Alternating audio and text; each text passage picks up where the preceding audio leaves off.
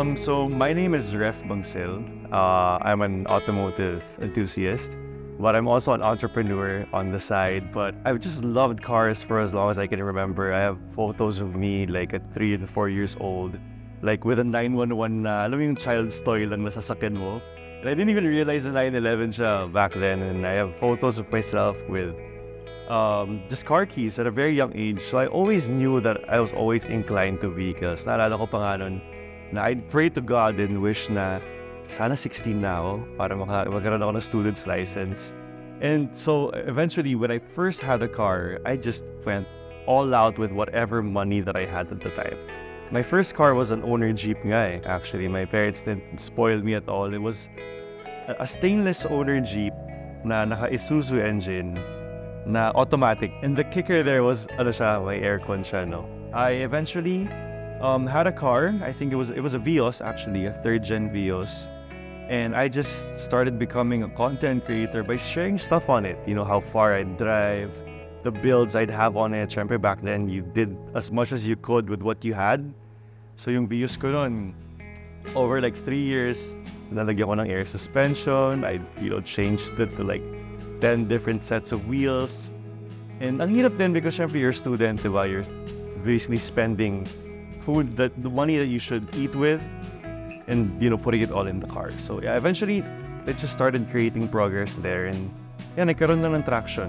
This was around maybe 2014, and it really just kind of gained an audience mga 2017. Siguro instead of a person, it's an organization. So two organizations. There's the Manila or Makati Sports Car Club. Are you guys familiar with that? MSCC. They're the longest, I think most elegant car club in the Philippines. They're a bunch of professionals lang, and they started I think in the siguro pa parang 1950s yata, or even earlier pa. And they have cars you can't even think of, like they have a Jaguar E-Pace. I think there is a Toyota 2000 GT somewhere there. It's just these older cars, a lot of Porsches. And yeah, I think I'm also inclined to them kasi nga puro luma yung kotse nila. The other organization is Tour de Cebu. I don't know if you guys have heard of that. Tour de Cebu is a 1,000 kilometer race. O kaya, I guess, we're race na lang that happens yearly. It's a bunch of old cars that na hindi lumalampas ng 1974, I think, or 1975, and they have to be cars that are accepted into the Makati Sports Car Club eligibility. So it's hard to get in, no? Just because you have an old car doesn't mean you can get in. I think the Mustang actually doesn't even qualify for it kasi dapat sports car lang. And the way that they define a sports car is that it only has to have 2 seats. If it's a coupe, it's not counted. So even the GTR, hindi siya pasok, if you guys can believe that. But yeah, Tour de Cebu is another organization I really respect. I hope one day I can join them somehow. That's actually my goal talaga kung kaya ko. Because imagine, it's a bunch of enthusiasts, young and old, racing with old cars in Cebu. They ship all the cars in like a ferry. Dinadala nila doon, and it's like a multi-day thing, man. It's great. One guy, he's an actor, si Dominic Ochoa. You guys remember him? He's an automotive enthusiast, and he put up Retro Corsa recently. I'm not affiliated with him at any point, but they did a 250-kilometer run to Bataan recently lang. And it's also a bunch of old cars, 911s, he has a Land Rover, and mga Mini Cooper. May mga box type pa nga eh. There's like a Pagoda, and a Benz, yung Mr. Slim. And ang galing. Hopefully one day I can be part of that as well. I know some people who are in there. So yeah, there's this very tiny community of people who like these older cars in the Philippines that weren't there a couple of years ago. And I'm just glad na meron siyang sort of movement.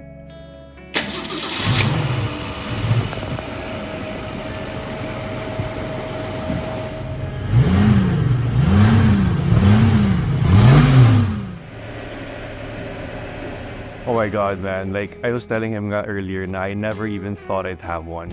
Like, if you guys don't believe you can have your dream car, I couldn't believe that till it was offered to me like a month ago. Sabi ko sa kanya, it's so expensive na rin, it's unattainable already, but it happened. So, yeah, I've always liked the Mustang ever since I was young. I was always in love with the idea of America in the 60s. It's so cool lang din. Culture nila, slick back hair, coats tucked in. Everyone was just elegant. They're all gentlemen, or they seemed like they were. And I just love that. I love that this car kind of represented character in that era. The classic Mustang has always been the go-to car for me because I think it represents myself. I'm an old soul. I like old music, old fashion. I respect culture back then. And I really relate to older people then. No? I'm very close with my grandparents. When I talk to people nga, like, you know, old school car enthusiasts, nagulat sila kasi parang, you're so young. Like, why do you know these things?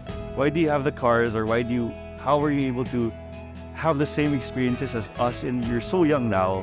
Sabi ko na sa kanila na, wala, I just respect what you guys did back there, and I like being different. So I think this car encapsulates being different, especially in our age. And these days kasi, you know, a lot of people like the more modern sports cars, diba? Ferraris, ganyan, Lamborghinis. But ako, it's not for me actually. I'm fortunate enough to have driven them then. Pero I was telling him nga earlier, one of your team members, na I believe driving a car should excite you. And syempre sa una, any car excites you. But at a certain point, not all cars will excite you and you won't feel excited for the drive anymore. And every time I get into this car, every time I get into my daily, it excites me. You know, I find it very therapeutic. People think I grew up obsessed with cars, and I think I really did. Pero it's also what relaxes me rin eh. So yeah, going back, I love the Mustang because I think it encapsulates my character as an old soul. Pros, I think you get a lot of respect for it because you can just buy a car now with your money kasi, but with these older cars you need patience. You need to persevere over its problems. You need to be consistent then and dedicated. That's one thing. And it teaches, I guess you can take that with you into other things din eh. So maganda rin siya. You get a lot of respect from other people, young or old. You know, it's always a looker. If I'm being honest, the only reason another reason I got into classic cars is because they were cheap and I like being unique. So, syempre, cheap and unique at the, you know, affordable cost. As a kid, diba, it's appealing to you. So that's what I did no time na yun. And I used to have like Corolla liftbacks, mga coupe yun eh. Because syempre back then, diba, there's the Terreno. Sobrang mahal. The Corolla liftback, I bought one in college for like 30,000. And it was a 30,000 peso car, and people would talk to me about it. People would be like, hey, that was my car in college and all this. So that was nice. That's one pro then. Cons, marami. If I'm being honest, marami. Scarcity of parts. You know, even if it's like a Toyota, these parts are really old. They're like 30 years old, so not a lot of people can produce them. Mechanics, they're also old na rin. So once they, you know, pass on, a lot of younger people don't know how to take care of these cars. Pagtitiis, you know, you prepare for it the most that you can, pero may mga araw talaga na something will give because it's just old, like this car. And kailangan mo magtiis. You have to prepare for it. Now I have like a towing provider that helps me. It's actually not that expensive, guys. It's only 2,000 a year for that. And people think it's expensive, you know, but yeah, it's worth it talaga. 2,000 a year. Cons, mainit yung aircon.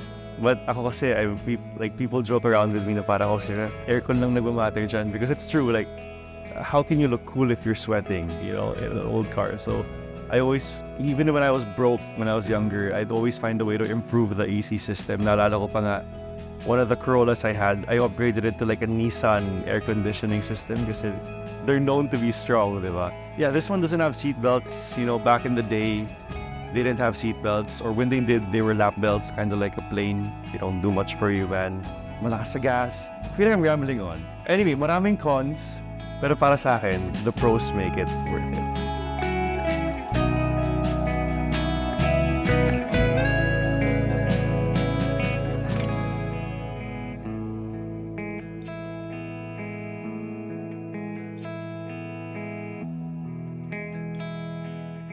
Happy moments as a content creator, syempre when people recognize you, no? Nakakatuwa lang, you know, when you're outside and they're like, sir, si ganyan, I saw your video, ganito, ganyan. And for that to happen, it took a very long time din.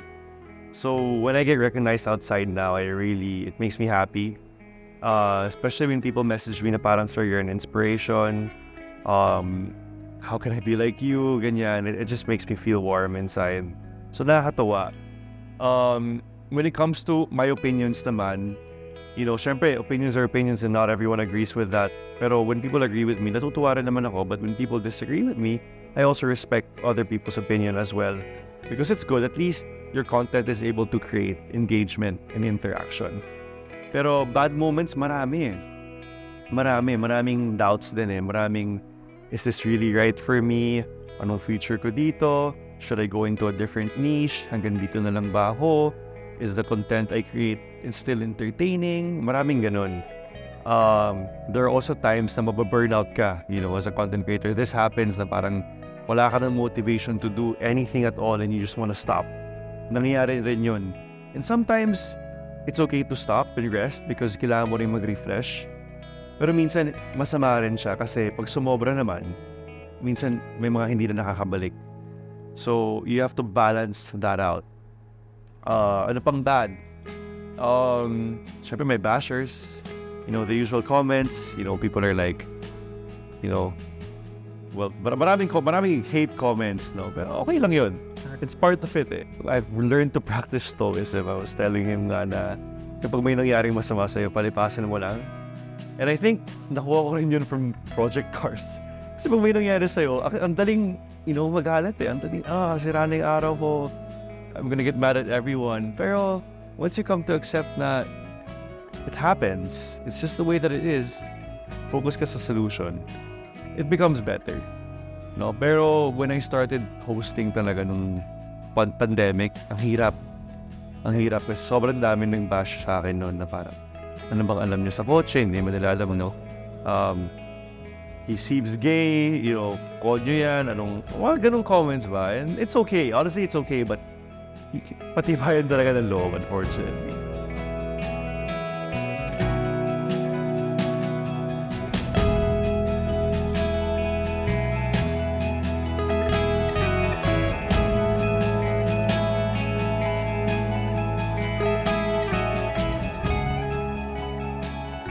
Okay, so this is an advice na I have trouble following din. Kasi mahirap eh. Like, even if I say this to you, you might think na it's not that easy to do, but kailangan talaga natin kayanin, guys. And that one thing is, don't get demotivated o kaya huwag ka mawalan ng gana because of your fear of what you think people might think of you. Kasi at the end of the day, I believe everyone wants to share their lives.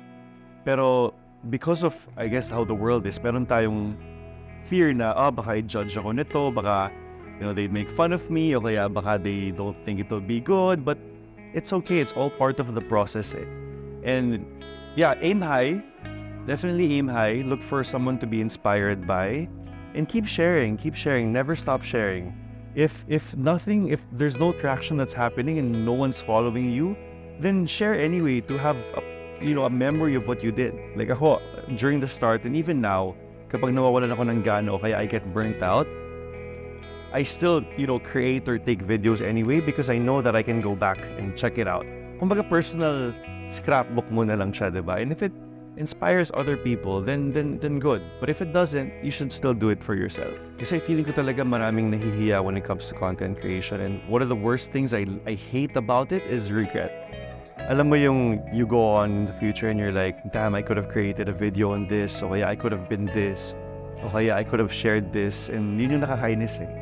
So ako nga, if there's one thing I could have changed, sana hindi ako nahiya when I was starting out, and sana I started earlier, no? So I might be bigger than what I am now, o kaya I might have more memories to look back at instead of just telling the story. Try to learn more if you can.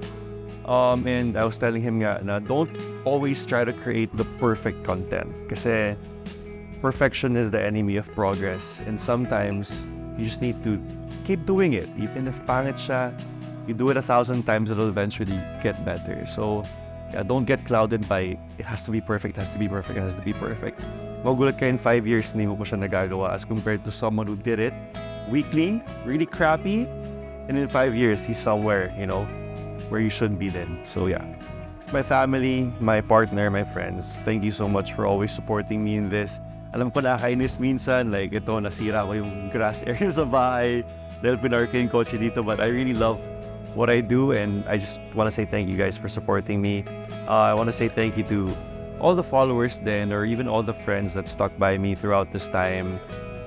Even to this team that's here, Maniac Cars, props to you guys for being here and giving me this opportunity. I hope you guys continue what you're doing. It's a very good thing for the community, and I hope to see you guys more.